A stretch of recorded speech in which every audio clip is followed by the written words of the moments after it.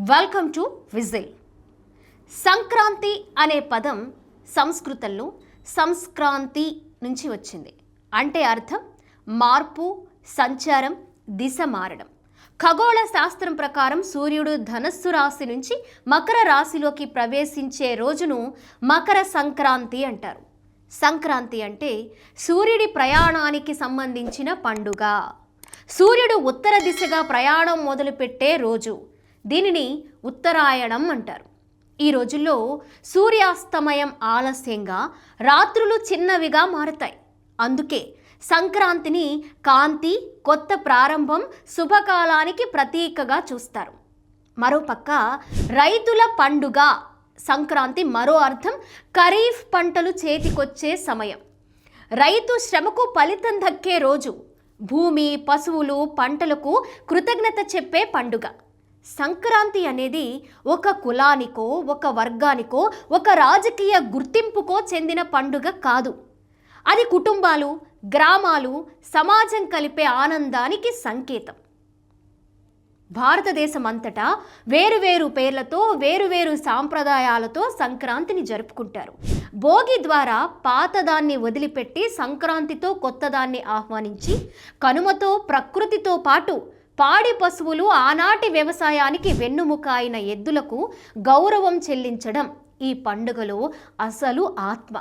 అలాంటి విశాలమైన సాంస్కృతిక అర్థం ఉన్న పండుగను కులాలుగా విభజించడం సమాజాన్ని చీల్చే ప్రమాదకర ధోరణి.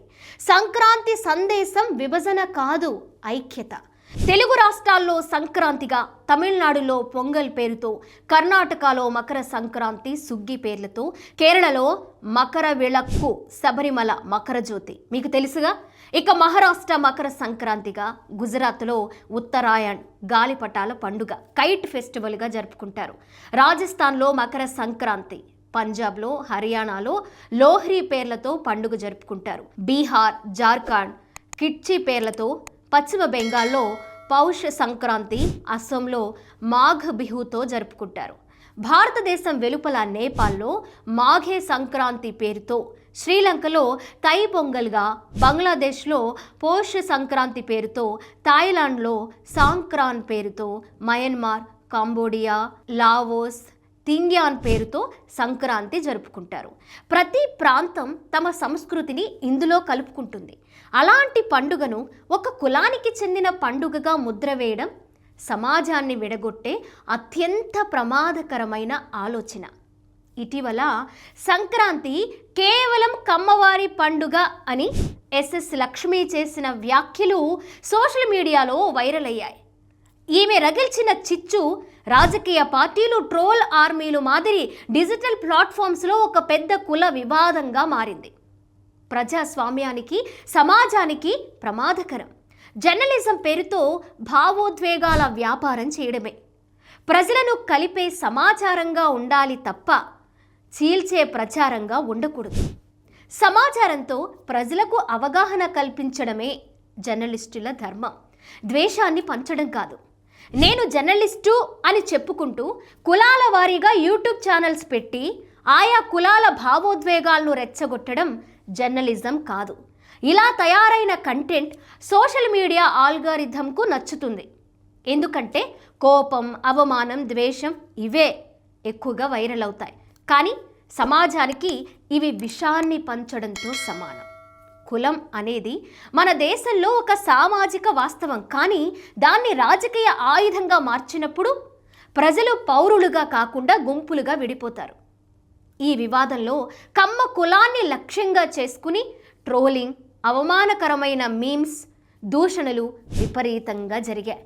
ఇవి ఏ పార్టీ మద్దతుదారుల చేత జరిగాయన్నది ఇక్కడ ప్రత్యేకంగా చెప్పాల్సిన పని లేదు. కులాన్ని లక్ష్యంగా చేసుకుని అవమానించడం ప్రజాస్వామ్యానికి మచ్చ. విమర్శ వ్యక్తి మాటలపై ఉండాలి, కులం మీద కాదు. ఈ ధోరణి నీలి రాజకీయాలకు లాభం చేస్తే ప్రజలకు నష్టం చేస్తుంది. మా స్పష్టమైన అభిప్రాయం, కులం పేరుతో కంటెంట్ తయారు చేయడం తప్పు. కులం ఆధారంగా ట్రోలింగ్ చేయడం తప్పు. రాజకీయ లాభాల కోసం సమాజాన్ని చీల్చడం మరింత పెద్ద తప్పు. ఇటువంటి మాటల వల్ల సమాజం కలుస్తుందా, చీల్తుందా?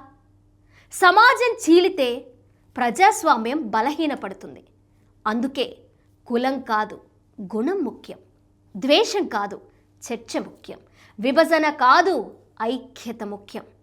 ఎస్ఎస్ లక్ష్మి జర్నలిస్టుగా మగధ మీడియా అనే యూట్యూబ్ ఛానల్ వేదికగా ఈమె ముందుగా కాపుల చరిత్ర అని మొదలుపెట్టారు. కాపులు విపరీతంగా ఆ వీడియోలు చూడడం మొదలుపెట్టారు.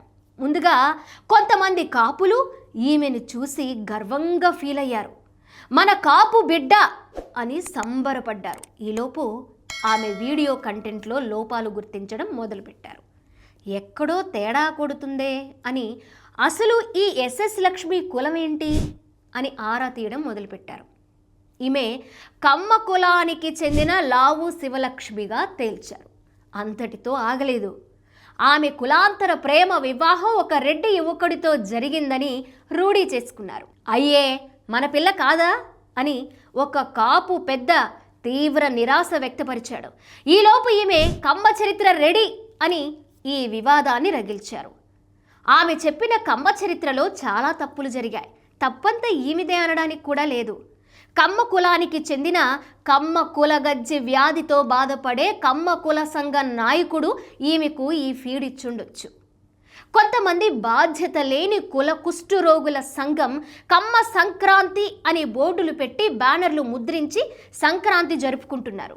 ఈ వివాదంలో ఈమె చిక్కుకున్నారు. కాపు కమ్మ చరిత్ర అయిపోయింది. మరి రెడ్డి, వెలమ, రాజు, వైశ్య, బ్రాహ్మణ, మాల, మాదిగ, కోయ, సుగాలి 100కు పైగా బీసీ కులాల చరిత్ర కూడా ఈమె చెప్పాలనుకుంటున్నారా?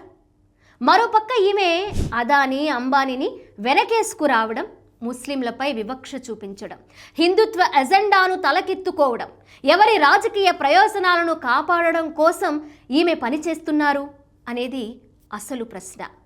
ఎస్ఎస్ లక్ష్మి గారు కుల హరికథకురాలిగా మిగిలిపోకుండా ఆరోగ్యకరమైన సమాజాన్ని కాంక్షించే వ్యక్తుల్లో ఒకరిగా ఉండాలని ఆశిద్దాం.